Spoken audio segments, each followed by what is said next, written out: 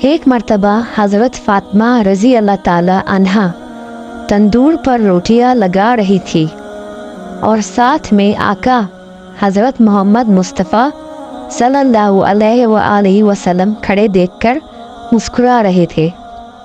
فرمایا، کیا ایک روٹی میں لگا دوں؟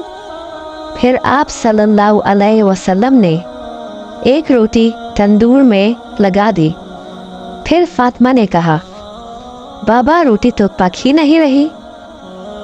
آپ صلی اللہ علیہ وآلہ وسلم نے فرمایا کہ جس چیز کو میں ہاتھ لگا لوں اس پر آگ حرام ہو جاتی ہے۔